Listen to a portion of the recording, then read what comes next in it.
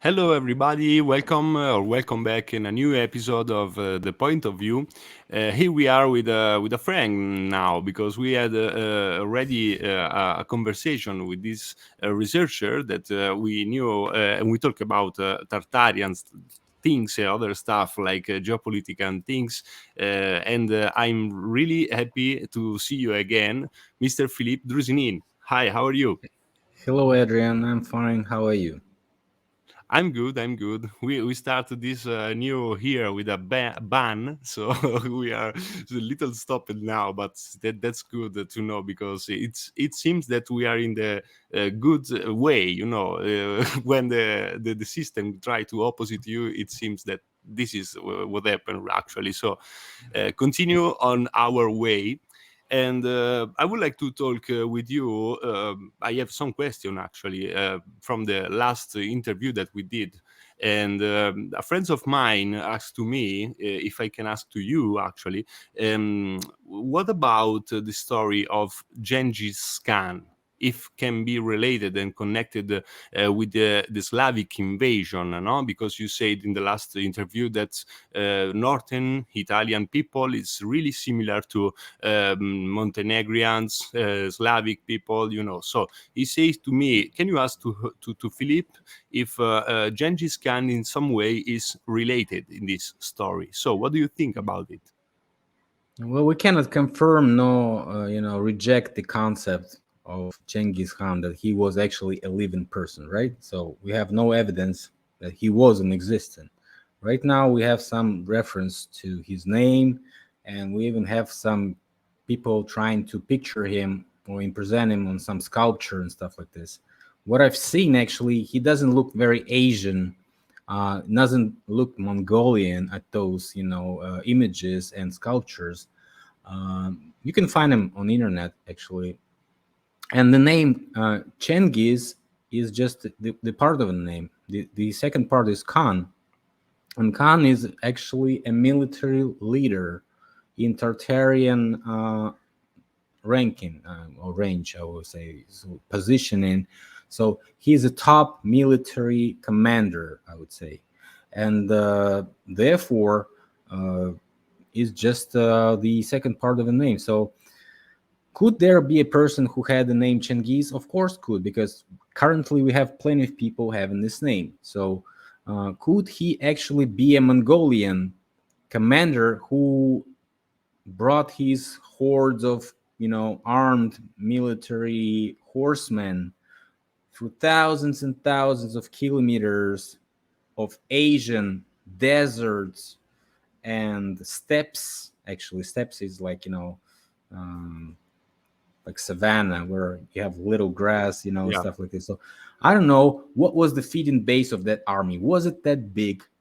Was it 300,000 horsemen, or was it 10,000 horsemen? We can't confirm that. So yeah, of course there were some archaeological evidence of existence of such army, or maybe a made up evidence. Who knows, actually, because all this archaeology could be just finding something that was plucked into the ground in certain places just to be found somewhere, sometime at a certain point, just to back up some narrative that would could be not actually relevant to what we see in from other sources. And therefore, if we actually refer to Mongolia, and we could find that themselves, the Mongolians, didn't know that they'd been called Mongolians almost till the beginning of 20th century when Soviets came to Mongolia. So could they actually be the conqueror of the whole Asia? Why not? Maybe partly some of them could be related to somebody who was living on the northern parts of Chinese Tartaria or Mongolia, whatever you could call it. But also we know that Mogol is a Greek word for being great. So Mogol Tartaria, which could be actually misspelled to Mongol Tartaria, actually re-edited, could be actually Great Tartaria. So just take out the N in the middle of world Mongol. You say you got Mongol Tartaria. You also got Mongol Empire, the Empire of Great Mongols in India. So that word was actually used in that area and was actually existing. So maybe it's all related to some certain concept. And I'm not sure who was Genghis Khan or who was he not, because we are talking about edited sources and re-edited sources, and we don't have the access to these documents currently. We don't have anything to judge, any evidence, except that these references of comments of somebody to who saw something somewhere. I wasn't one of them, so that's my point of view. I think Mongol Tartarians could be 100% relevant to what we see on the maps as a Great Tartaria. Why not? But Mongolian, was Genghis Khan or was he not? Was he a real person or was he not? Is a questionable topic. So it's not for me to answer that topic. I'm not qualified enough. Okay, okay, yeah. I said this because a friend of mine that live in Finland, and he knows some people from Russia. He say, but you still talking about Genghis Khan? You don't know that people maybe from Russia also say that Genghis Khan don't know if it really exists. So this is a story from for the Europe. This is a story from Italian people that believe it, but actually we don't have evidence, any evidence about it. So it's something like Tartaria, how we said in the last time, no? It's a misunderstanding or something similar, yeah. Well, of course, but were there Caucasian Indo-European race people found on the Far East anywhere? The answer is yes, multiple times, multiple burial places, multiple jewelry, all this related to Scythian culture. Scythian culture is slightly, or maybe not slightly, but directly related to Illyrian culture, the culture that you've been talking in the beginning, where northern Italy, Serbia, Macedonia, all this, northern Greece was connected in one culture. And all this was connected to Ukrainian Scythian culture, which was spread out to the Far East. So, could there be some ex Caucasian Scythians who left there and work in a high military Scythian aristocracy? Maybe. Could they be called Khans? Yes, maybe. Who knows? And these guys could be actually related to the Europeans. And that's why such a big army of horsemen was fed along the way, because they were relatives. They were riding on their own territory of their allies. That's the only explanation, because you cannot, travel with this type of, horsemen without any preparation of food for these horses. It's ridiculous if nobody even counts that. With no roads, nothing, snow. Just imagine what this horse is gonna be doing in the field when the snow, you know, who's gonna feed them actually? Yeah, sure, sure. So last time we talking about also the resets. We say that next reset can be for economics, something economic way. No, they have to change our financiary system. But we say that in the past maybe some resets happened also to change our memory in some way, because maybe in the past we have more of a lot of more technologies or consciousness about our reality in some way. So what do you think that we knew actually in the past that we have to reset, that we need to forget? Cioè, I mean, we know about technologies that now we cannot use. So I don't know if you I understand, because my English is sometimes is really going somewhere in the air. But what I want to say is why they did this reset in the past, because a lot Mhm. of people say, yeah, our story is full of technologies that now we forget it. Maybe is making they made this reset to let forget us these technologies, and what kind of technologies? Well, I want you to answer some questions for me, but only briefly, like yes or no. What do you think is easier control? A smart group of people or a dumb group of people?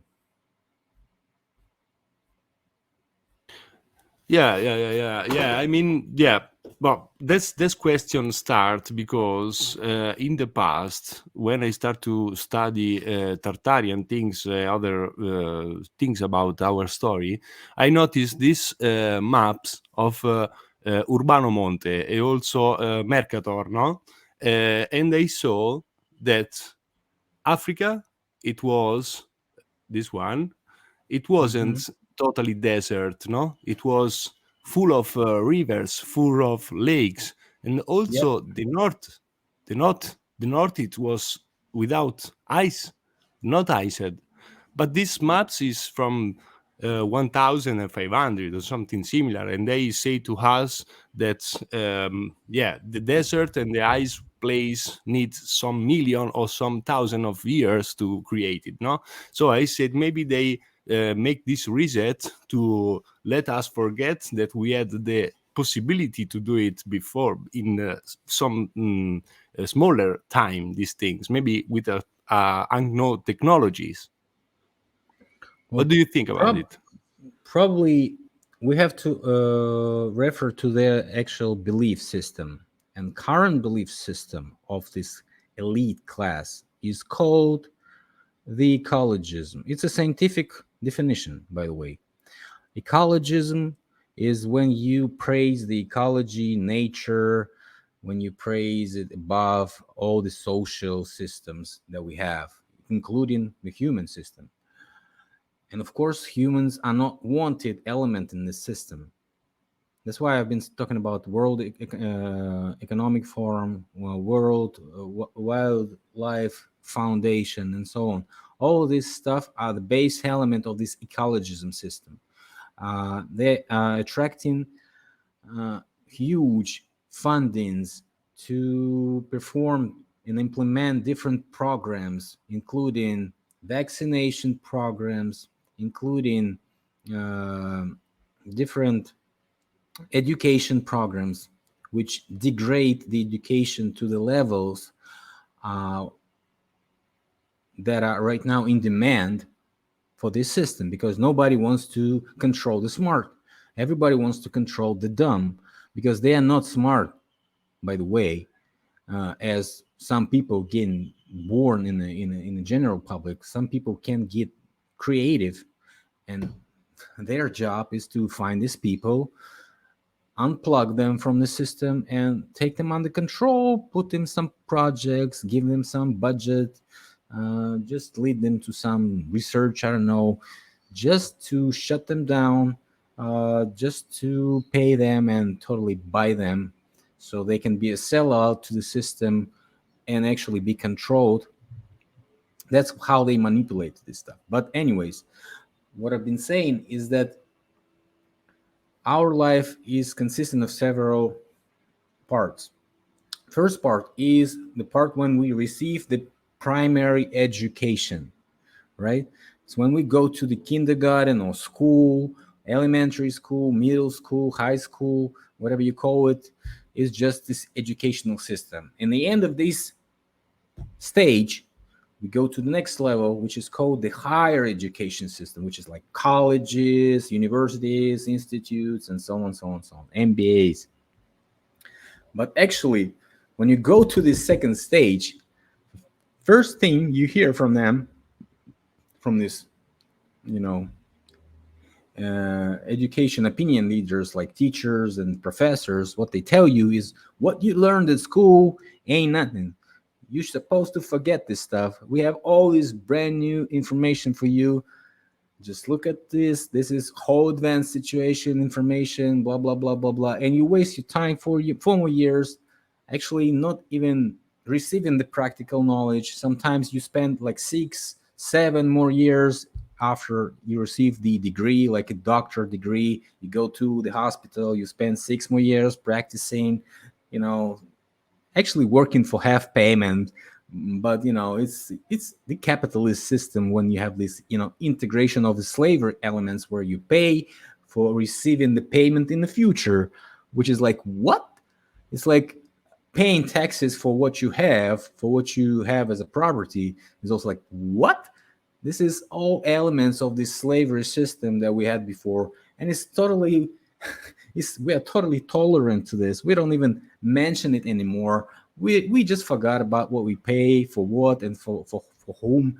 And this is just situation after the education we go to practice and work, and we find out that what we know isn't enough. You have to be qualified to pretend you are some specialist of some kind without any letters of confirmation that you have been practicing several years, not even receiving a payment, blah blah blah, very good specialist, blah blah blah. Okay, you spend so many time just to receive these letters, and finally you find out that you're not qualified because some other guy who already works somewhere takes this job from you, and you might spend several years finding that you're not qualified. And I believe that's a crisis in some capitalist countries like USA, Canada, whatever, you name it. People spending money in college, or maybe taking as student loan, right? And they have to pay this credit after they're done studying, actually, but they can't because they cannot get the job they were supposed to get. And this is ridiculous because some parties actually have this as an element of winning the elections when they say we gonna release this student debt. You will not have to pay like 10,000 from this debt. Oh, very cool, we're gonna vote for these Democrats, these guys are cool. But literally somebody else pays this anyway. Those new students, their parents, these students paying credits after that. It's just ridiculous system. When you pay to learn how to make money, this is a scam. In general, in economic crimes, this system is a scam from the beginning. And therefore, we are wasting 14, 15, 20 years to receive the education we don't need, to get the payment we won't get. Sometimes it's 80%. In some areas, even more people not even receiving the jobs because of high demand and low demand and high, proposition. That's what I mean. Yeah, I notice also here that a lot of people that study for a lot of time, at the end they finish in some kitchen to do the wash disher, So you just pay for doing wash dishing, so you can do it before without studying a lot and spend a lot of money. That's sure, but yeah. What can I say? Yeah, when I try to study a bit in the past, I can find a lot of strange things, like we say in the past, in the last interview when we're talking about the building, the technologies, how they built this building. No, it was really weird. I also was in this. Because I live in the center of the Italy. In the center of the Italy, we have a lot of Etruscan style, and stuff. Mm-hmm. Last time I was in these little places called Orvieto, Narni, and Orte, and all these places are in the on top of a little hill, no? But you can see that underground they have like thousand of caves, and I start to ask to me, but it's noticed somewhere that Etruscan used to live underground their city. What do you know about it? Well, I'm not sure I know anything about it. So, but I've heard about some cave systems. Yes, of course. If you have a reset, some people do survive, and some people may use some cave systems. Why not? So maybe they can, use maybe some tunnels of the previous streets, and a bunch of communications under each city. So if they know, they're gonna use it. And we found a bunch of examples in Turkey. where just a huge, like, two, three, four, 5 layer underground systems with like a Yes, big exactly. pockets in them with these water resource out. They have in rivers there where they go and get, some certain wells where can get the water from, clean water. Ventilation is working perfectly. I mean, fresh air everywhere. No signs of any candle or fire, which means either of these people were had some night vision, could be seen in the night like cats do, or they use something like electricity, maybe wireless electricity, maybe something. But they're supposed to have light down there. It's a big construction, underground construction. So, but no marks of candle, no fire. I mean, if that would be illuminated by candles, you would have all this ceiling very black color. So I think it's worth looking, and I hope you go there and film that. Maybe tag me. We can watch what you filmed. Maybe I'll have some, my opinion on what you filmed. Yeah, but when I was in this place, we were with a guide, no, with a girl that explained what happened inside this cave, no, and I remember this little boy that's yeah. I think to study the past, you have to think about a young boy without construction around you, because this guy noticed this well, how you say, this very high well, like 40 meters or something similar, but really small and square. So he asked to this girl, but how they can do it so deep and so square and so small in their past with just the hammer or something similar, no? And they say, oh, that's a good question, guy. This is a really good question. But yeah, that's show again that maybe they have some different technologies to do this stuff. It's not like they say, like they say to us that they just pick with their things, their tools. Is really stupid tools to do it. No, that's impossible for me. Also, the things that you say in the cave, that I noticed the same things in the Egypt. When I was in Egypt, I noticed this big cave, really deep, really long, and they asked to me, but how they can burn a fire inside here that take out all the oxygen, no? And you cannot breathe inside there. So Mhm. that's weird. Yeah, it looks like they didn't use it, right? Or it wasn't the way, it wasn't officially correctly explained, I would say. Maybe it was just technological tunnels where people were not even using them, right? Because sometimes they have strange forms, strange, if you cut the pyramid and you see the blueprint of these tunnels, you find out that it's looking strange. It's looking like a technological something, like a chemical plant, I would say. My guess is that all this complex in Giza is a chemical plant.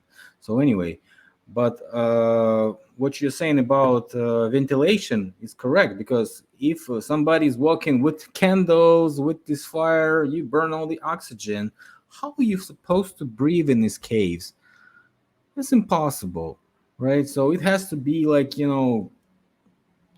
some pump system, right? Because if you have this smoke everywhere, you would be poisoned by the CEO, these carbon monoxide, and you're gonna die. You're gonna die. You're gonna die while sleeping, because this is impossible. This is how it is. People are dying in the cars just because they don't Yeah. shut the cars, And you're supposed to be sleeping in a case where everybody's burning the fire. Are you sure about that? Uh, well, go ahead with the next question. I think we discussed it. Yeah, yeah, well, we know about some people that try also to suicide themselves with the air of the car, no, inside the garage, maybe. Yeah, So yeah, this is the yeah, yeah, same things. yeah. I know Yeah, that. but I know one person who did it. Yeah, actually, it's working. It's working. yeah, yeah. But when I was in Egypt, had this question on my mind always when I walk on the sand, no, on this hill composed by sand, and they say the important build of the important building of Egyptian history. It's all deep, 100 meters under the sand, no? And they say, Hmm. but how can happen here? What can happen here? Because um, when you go there, you just can see, you just can travel and enter inside this temple from the superficial layer. Cioè, Hmm. if we have the temple underground, you have some meters to go up, and they open a hole on top of the hill, and they show you only the hole that they create to see the temple. You cannot go that deep, no? But they say to you, "Oh yes, down there are a lot of caves, maybe some kilometers of tunnels there." Blah, blah. And they say, "But how is possible? Why they have to construct something so deep, no? It seems that maybe they build something deeper, and then the sand came to cover everything, no? Like maybe a kind of uh, mud flood, but with the sand." What do you think about it? Well, we see on the pictures that the Giza, complex was a little bit covered with the sand, and the Sphinx was, pretty deeply covered. Almost only head was sticking out. Right. Right now, it's all excavated, so perhaps the pyramids and other stuff was also, you know, kind of covered with sand fractions. But anyway, the sand can travel. We know it. In the deserts, the sand is traveling very fast with the wind. So where's that sand actually came from? If we see on the maps that there was a whole bunch of cities there, probably a lot of forests, rivers, lakes, where all this sand could have come from, right? Could have come from, I don't know. But we have the Mediterranean Sea nearby, right? What do we have on the bottom of the sea? We have sand, right? If we Sure, can prove in somehow, in some way, that this sand is equal to the sand that is in the Mediterranean Sea, or could be brought from there as a dredging procedure or whatever, when somebody was cleaning the bottom for something. As I've been saying, there's a whole bunch of technologies of growing metals on the bottom of the seas, some sorts of different metals. Japanese already testing this technology, it's working. So you can grow, like on the grids, little metal concrements which can be vacuumed after they're grown enough. So maybe somebody was mining it and also dumping the all this sand all the on the northern coast of Africa, just to get rid of these local folks that were messing around. As we know, mining corporations don't actually like people.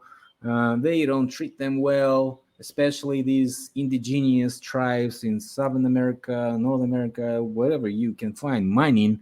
All these people are also in trouble. They're messing around with these miners. Miners are attacking them sometimes, maybe poisoning the water, whatever. It's all related to business and money. If you can actually track that, sand is from Mediterranean. If that's just my theory, that it could be brought from there as a dump of something, and then it was spread out throughout this northern part of Africa and became the desert.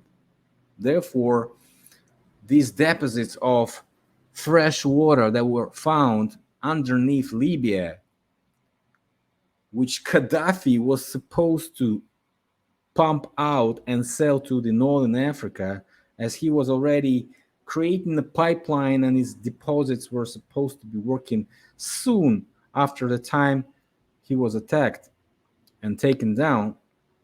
All these Libyan water deposits could be just the deposits of these rivers that were buried underneath this sand as an underground huge basin of fresh water. Those eggs river systems that they had on these maps that you've been showing. So why not? And could that be a good competitor to the Western civilization that is right above the sea? Could that be somehow related to Hanseatic or Venice or Genoa or any trading union? Could these mining corporations be somehow related to this? Could. If we see many tracks of these miners, we can guess that they were also technological back in the days and could be making these huge dams of sand on the shore and therefore poisoning the system, the nature, the ecology of the area, and therefore creating deserts in the ways that we see today.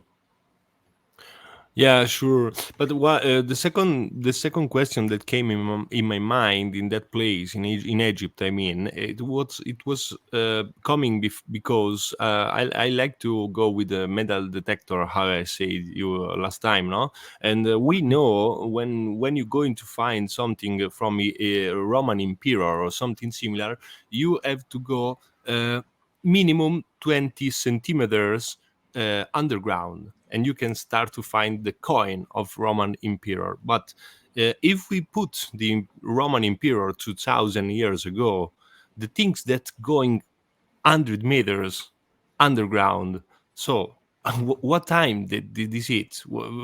I was thinking maybe that was what I answered to my question on myself, and I said it is possible maybe that the story that we know about Egyptian is more close to us. Is more close, not maybe like 3,000 years ago, 4,000 years ago, but maybe really more close to us. And the things that we see really down, really underground, like 100 meters, is the things that we can date with 2,000 years ago. Maybe I don't know if I explain what I Well, want to say. yeah, I Yeah, got you. Well, there's phenomenon or anomaly, I would say, where if you have a field where doing agriculture, you collecting the rocks almost every year, every season. Each and every season, you collecting these rocks, and you just might be thinking, who is throwing the rocks on my field? But no, rocks are popping out through the soil. There's some phenomena, and I think some of this stuff that is underground somehow being pressed out to the top. That's why you can probably find it not as deep as you wish to find. And probably you're right, because officials could be dating this just like, I would say, spitting on the ceiling on this method of diagnosis of the dating, like how far you can spit and how good is and sticky is your spit on the ceiling. That's how long it's supposed to be. And that's how they date it, actually. But, it's just ridiculous. Somehow they say, like, the deposit of cultural layer equals to 1 centimeter per year. So equals 100 centimeters equals 100 years. So concerning your question, 20 centimeters is 20 years, which is ridiculous. If you find these Roman coins, you're supposed to be a Nobel Prize winner or something, because you totally debunk this cultural layer historical narrative, and you should document that and tag them each and every time with this cultural layer, cultural layer, cultural layer. What about that? And so on. But anyway, I see people also with metal detectors. They're walking around the fields and stuff like that, finding something. I believe they actually can find something. But my point of view, that the best witness of the date is a tree which has circles, which you can compare to other trees you find and create this dendrochronology. And as far as it can go, I believe it's like 700,000 yeah, years right now. That is totally correct. If you find a tree where you can find something like jewelry or a sword or a helmet or something, you can probably say, yeah, it's somehow related to this tree. Maybe it's close like 100 years plus minus 150 years and so on. So that's kind of correct, I would say, if you find that near the tree and so on. But to your question, I'm not sure if this doesn't work this way that I started this answering the question, that is just popping up through the soil, and could be a lot less deeper than you wish it would be. That's my point of view. Yeah, I can say also that in the beginning, when I start to go with my metal detector, I live in a place that I think that doesn't go to reset. I think that this place is really uh, old. I live in the on top of the mountain, in the middle of the center of Italy, no. And when I walk on the garden in my yeah in the garden of the hill, I saw a coin of. Uh, 800 on top of the grass.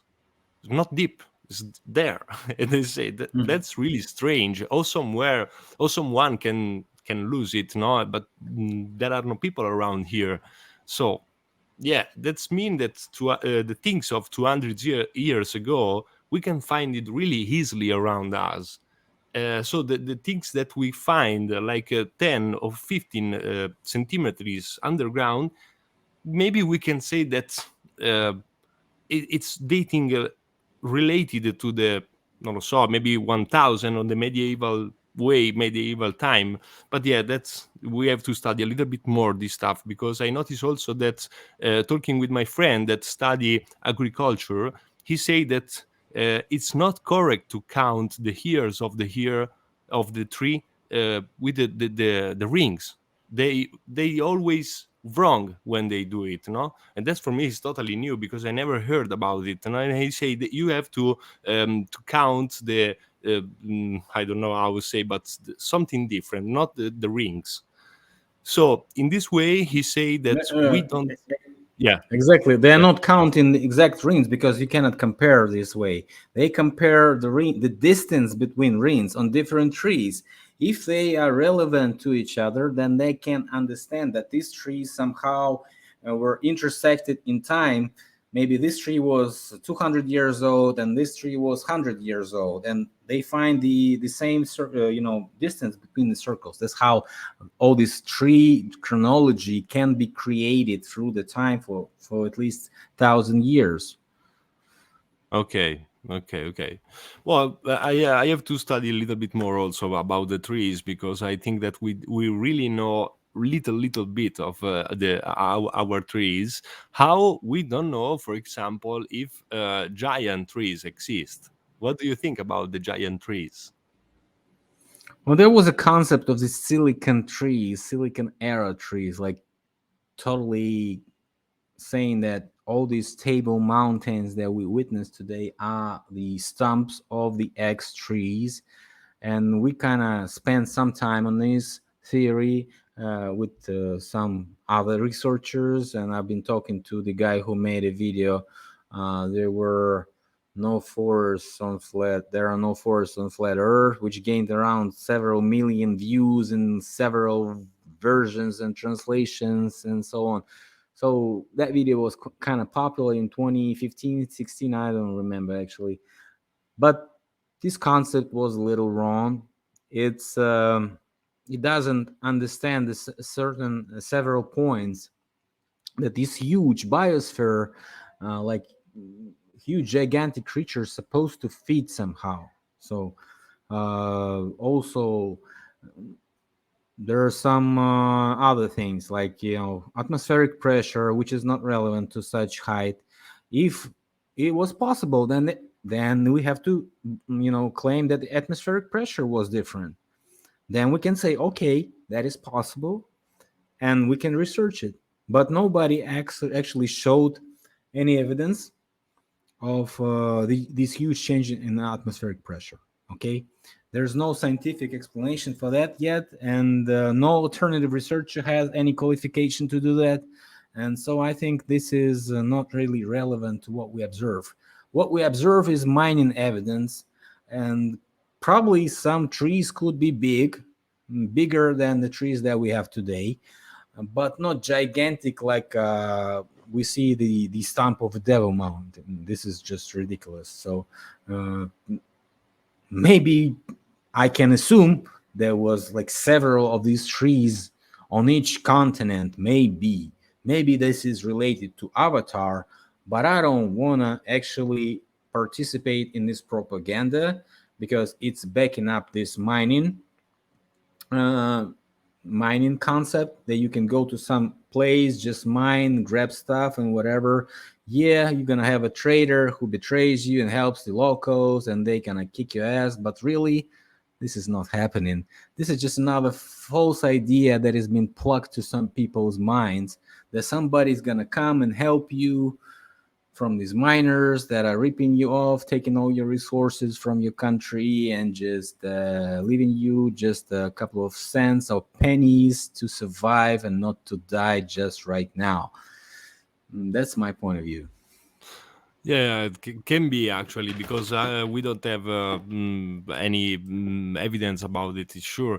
But I noticed, for example, that wood, yeah, can be really similar to rocks in the long time. No, if you see the wood of 1,000 years ago, if you can find it, sure, but you can see that it's really similar because he lose all the water inside and going to be a rock in some way. So yeah, I was thinking that, but this is my idea. Maybe it's so stupid, but when you see this big, they call it also Devil Tower, no, something similar. You Mhm. can see some of them have this little cave inside, the little houses, no, and you try to explain how they do it, how they did it, how they can doing this cave inside these rocks. And I was thinking maybe in the past, if this was a trees, it was really easy to take a cave inside of this big tree. And when they cut the tree starts to become a rock. So that's why you can have the cave inside rock. But that's my idea. Maybe it's stupid. What do Well, you think about? well, first of all, when we discussed these questions, we also discussed that. Also, this was one of the first questions that we have, and I was walking around the forest and finding a whole bunch of tree stumps, picturing how they lay. We don't see most of the trees lay different. Even if you cut the tree, you have some leftovers from the tree, and so therefore there's supposed to be some different, just not just like this correctly stable type of stump.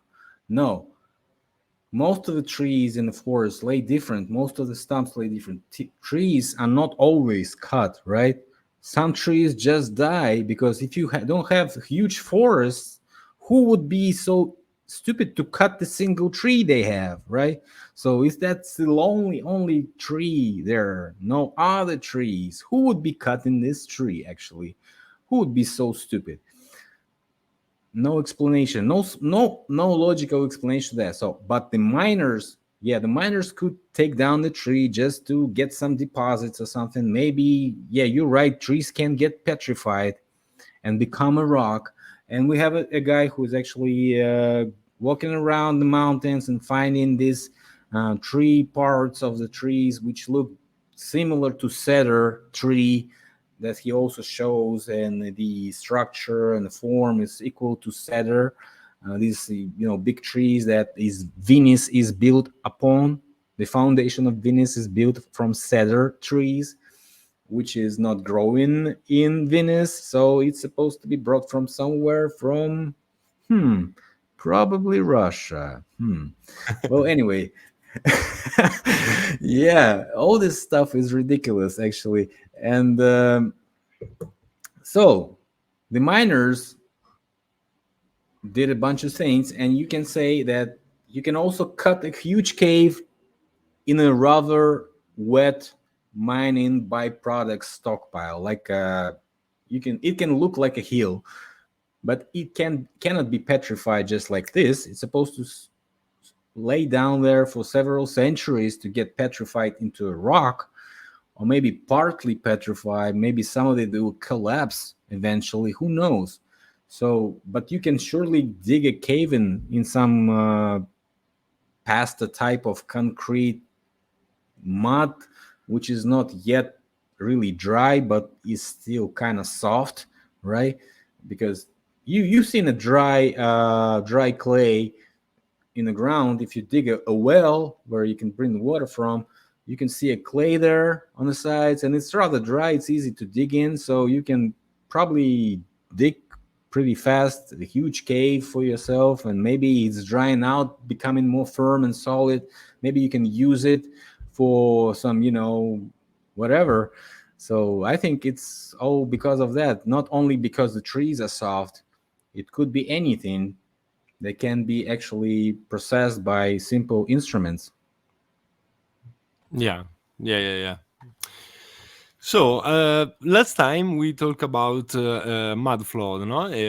We talk about what can compose this mud flood and why someone use it, or maybe for what they someone use the clay for to. How say to hide the corpse that maybe have a virus inside, and not to extend Yeah. the infection to other people or other stuff, no? But I would like to ask you, if you want, sure, to explain a little bit more this mud flood evidence, like for example, because a lot of people ask to me, but how can come, how can burn this mud flood? Well, simply, you can take mud from any river, right? With the dredger. Dredger is just, some certain ship that has a pump that is sucking all this mud and sand from the river bottom, which is actually clean the river for the navigation. Because if you don't clean the river is all dirty, and it's gonna be flooding the area. All the water is gonna be flooding. So when the spring comes, water comes from the mountains, and the river raises, and city is flooded. So that's why you have to clean the rivers. And first thing I've seen, that 19th century is full of these floodings. A bunch of floodings in St. Petersburg, you name it. Just any city has a bunch of records of flooding. So nobody was maintaining the rivers for centuries. That doesn't sound well for me. So I don't think that is correct. I think they were maintaining the rivers. They can clean it, and they probably had some technology to do that. Maybe some certain pumps, maybe something else. If they were mining the area, they probably had energy sources. So probably they could be using in the river maintenance, and that's similar to mining equipment, and so on. So you can use this river dredging byproduct as sand, clay, mud, whatever you name it. It can be used in construction, in road construction, like in railroad construction. It can use anywhere, not just a waste from the river cleaning. It's a resource. People sell it right now, selling the sand from the river bottom for these construction companies to level up the Yeah. construction site, for example, right? So back in the days, they've been using the same. So how much time would it take for this instrument, for this machinery to flood the city where you have the biological, for example, hazard or situation where everybody is dead, for example? What should you do with this city? Should you leave it behind, or should you contain it, bury the corpses, for example, hide the evidence that you fucked up as a governance, as a system? You got so many people killed for some reason, for some, I don't know, pandemic, whatever. Who knows what happens? And it was plenty of times during the history when the whole city was cleaned up. Maybe several people were surviving, and that's it. You can tell it. Just read the fucking books. There's a bunch of cases of that. So what I'm saying is, if you dig deeper in under any construction like 19th, 18th century, you would probably find several corpses there inside, underneath. And maybe you can find even more facilities down there And that's the case in Moscow. Each and every time they, doing the construction, they're finding some bones there. There's a bunch of bones. The people were doing reconstruction in Canada. They found 300, 400 kids there buried underground. The Indian kids. I've been saying this. It's just a whole bunch of cases of that. Nobody's talking about that. Each and every place has this evidence of huge segregation and depopulation evidence where people were just, just a material.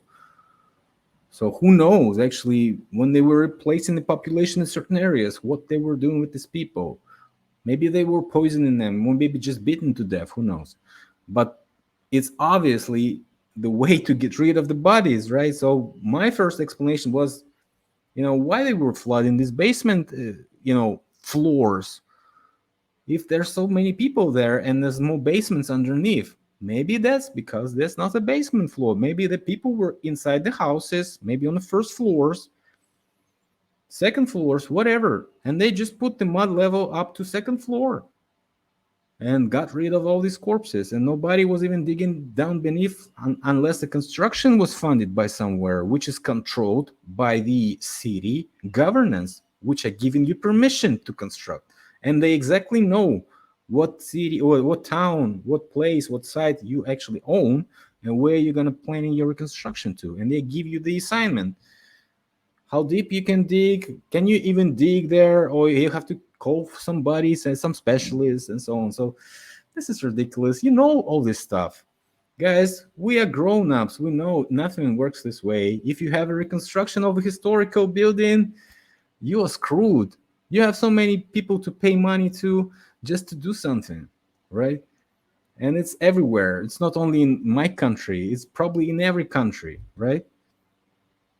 Yeah, absolutely. Yeah, but yeah, a lot of people here in Italy start to talking about some instruments with that use frequencies to melt the soil, the floor. But yeah, I don't know that this is possible. But if we are talking about the ancient technologies that we forget, we also have to put inside Tesla energies or the frequencies that we use maybe in the past to make something. I don't know what, but uh, yeah, some people found this link also with the earthquake that was created with a with some things around us, like harp or something similar, no, that put the frequencies somewhere and going to. So what do you think? There can be a connect a link to these things?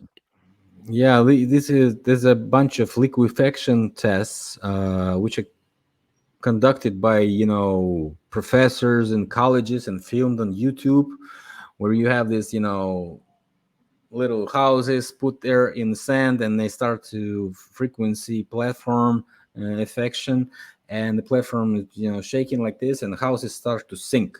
Yeah, that's what I'm talking about. Yeah. Yeah, but the problem is the way they're sinking actually during these experiments and during the actual liquefaction events recorded. You can always see where liquefaction comes from, where it's spreading out from. There's a flow.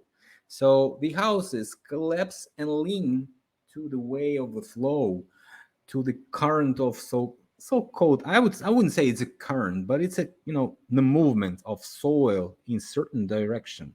It's not only down or but it's towards something, and you can always see that some direction is in generally repeated by each and every house, right?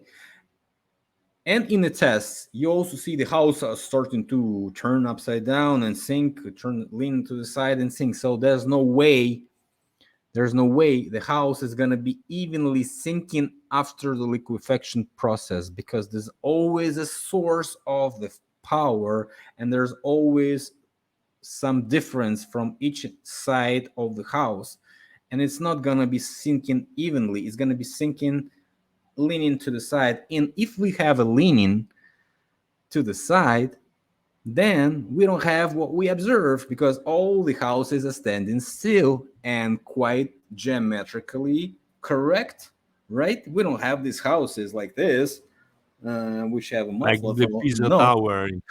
Yeah, Yeah, we don't have it. So why we should to be talking about liquefaction in the first place, right? But if we talk about it, we have to know if the house leans a little bit to a certain direction, what we're gonna have. We're gonna have a crack in the wall. Each and every movement of the house, of the foundation base, leaning to some side, turning to some side. We're gonna process the crack in the wall, crack in the founding walls, and it's gonna be collapsing soon after it started. Or you have to totally reconstruct it. I don't know, fix the foundation. That's a huge project. I would say it's impossible for just every single house. We don't see these reconstructions in the past. We see only construction of the upper floors above these houses that were sunken. That's what we see. And who would be building the upper floors on the houses which were affected by the liquefaction? Point me these stupid dumbass architecture who would pay or who would be paid for this project. Not a single one was, because nobody would be creating the upper floors on the buildings that are being, affected by some earthquake. Really? Tell these people they're supposed to learn first before they, liquefaction is different from what they know actually. sure. Yeah. Well, thanks for this answer to my question. It was really good. So here we are. I would like to jump a little bit in the future with the geopolitical things, because we talking about actually last time about it, and we are in the new year in 2023. That some people say that the 23 is the year of the blood. Something can happen. We are waiting something. I don't know what actually, because a lot of people say a lot of things, but also the Pope is dying now. So we have a Vatican without Pope, because the Pope that is inside now is not the real Pope. No, Francesco is not the Pope. It's it's a quite of well, I don't know who is it actually, but yeah. What do you think about next year? Because I read also a post that you put in YouTube in YouTube, in the comment of YouTube, no? So what can we expect from the 23? I think we're going to have a brief escalation of the military phase of the conflict. um, I think the popularity of the figure of Zelensky himself was pumped up so high that right now he's on the top of his popularity level. Um, and pretty much soon he's going to be falling down, and probably will be replaced on some near future by somebody else, or could be replaced if something is not correct in his behavior. So I think this year was supposed to freeze this conflict, but before it getting freezed, it's getting frozen. We're supposed to see some escalation. Somebody's supposed to get scared, very scared. It's gonna be either Russian side or the Western side. I don't know the script, the exact script. Perhaps, maybe even offensive operation of Ukrainian army. Who knows? Maybe they can, spend a couple hundred of thousands of their troops and grab some Russian territory and make Putin sign some certain deal which is not going to be in favor of Russia and going to be played as out Russia lost something, and that's going to be ignition of division of Russia. This scenario is possible, but not during the year, during the several years, I would say. But if we have this freezing of situation, probably we're gonna have like two sides again prepared for the future phase of the conflict. And that's gonna be the final battle, maybe in 2025, 2026, 2027. That's possibility of this military phase. Concerning the economic situation, what I can see right now is the natural gas price is lowering to the levels of pre-war situation in February. Right now, it's $750 per thousand cubic meters. So I think this gas valve question and gas price question is pretty much solved by Europeans. So the winter is going to be pretty cold, I believe so, at least. So if we concern this future freezing of the conflict, then probably Europe won't be freezing this winter for sure. We're going to be having as much heat as it wants and as much gas as it wants. So, but in long term, of course, it's all going to be affecting the future, the production, the factories, the employment, and all this stuff. Is not This topic is not yet solved, and I think it's going to worsen even more. So more unemployment, less wages, or maybe the wages in the numbers which are not affecting the reality when you can buy a lot less products on 100 years than you're supposed to buy a year ago, right? Which is obviously observable even right now without this, collapse of economy, which is predicted. But anyways, without solving this situation between Chinese influenced part of the establishment, which is consisting of some British guys, some American influencers, like Democratic Party leaders and so on. And China itself is a huge player in this game, affecting the Russia to continue the war, not give up, and so on. On the other side, you see the same Democratic Party, which is financing Ukraine. So they help in both sides, actually, because that's how it is. If you couldn't understand the situation, you should have been not trading with China, first of all, because China is buying oil and gas from Russia and giving them money to fight. This is ridiculous. You're supposed to sanction China, but you're not sanctioning China because what? Because they're your ally. What are they using China for? They're using China to break down this three-player game between Europe, America, and China. They don't want Europe in this chain, in this food chain. They want China, America, and some sort of countries in Europe which have privilege to be on the same level, but the rest of the countries are going to be junk countries. That's what they want. And actually, in these countries, they're supposed to be living good. Also, they don't want this situation that they have right now because this is ridiculous. They are pumping these countries with immigration, uncontrolled immigration, as what they do in the United States. What for? Because they need new citizens to be voting for their future Imran Khan and other, prime ministers of Britain, which are not British at all, which are bankster affected, Pakistani people. Who's gonna be working for Britain? Are you sure, guys? Uh, Go to London and check out where's the British fellows there. I don't see any British fellows, and so on. So I've been talking to a British guy here just lately. He was saying the same thing to me, and I totally confirm what I'm saying. The situation is changing pretty fast, and that's why British folks wanted to get rid of Europe and did this Brexit movement script. It's all just to show that the Europe is sinking and we are surviving on our island as we used to do. But no, you're going down too, guys. You're going down because of the traitors in your country, which fool you as they fool before everybody else, right?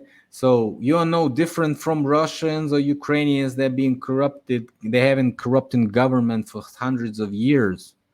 You're having the same corruption, but on a higher rank, with the more productive managers that are managing you. That you don't even mention this in your thoughts, in your discussions. Yeah, you kind of blame government for everything, but devil's in the details. And these details have been covered by the dome of conspiracy theories and alternative, unknown, fake, false flag narratives. But actually, here we are, and we're in the middle of the process. You're saying next reset. No, we're in the current reset. which they call great. For what? What is so great about it? The great thing is that we are dying very fast and they're happy about it. That's what they're Oh, yeah. great there.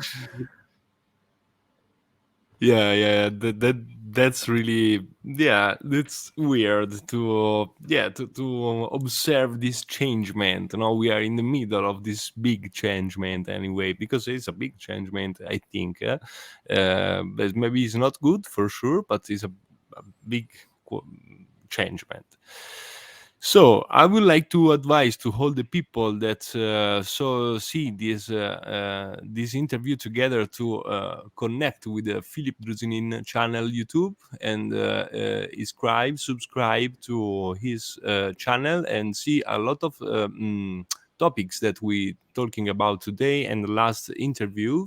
So if So you you're like, you currently can, on my channel. yeah, yeah. I'm going to go. I don't see the current video. I just made the video today. Yeah, In yeah, I some see. I video. saw it. No, here, this one. Okay. Yeah, Yeah. because So- YouTube change everything. You if you go okay, okay, to the home, okay. I got you cannot see it. They put in okay. live show on video. I see. I see. I Yeah, see. I see. stupid. Yeah, yeah. But yeah, you can see the last video here. I noticed this night because you have to know that I slept very small time. In the morning was like 4 or something similar. I saw this how say ring coming from Philip Druzhinin, and I say, oh, let me see what he said, and that was really nice. So I advise to all the people to subscribe to Philip Druzhinin channel. And I want to advise to you, Flip, Mr. Philip, when you want to come back in my place, in our place in Italy, and in the Point of View channel, because I'm really, really happy to talk with you, to have another point of view of what happening and what happened in the past.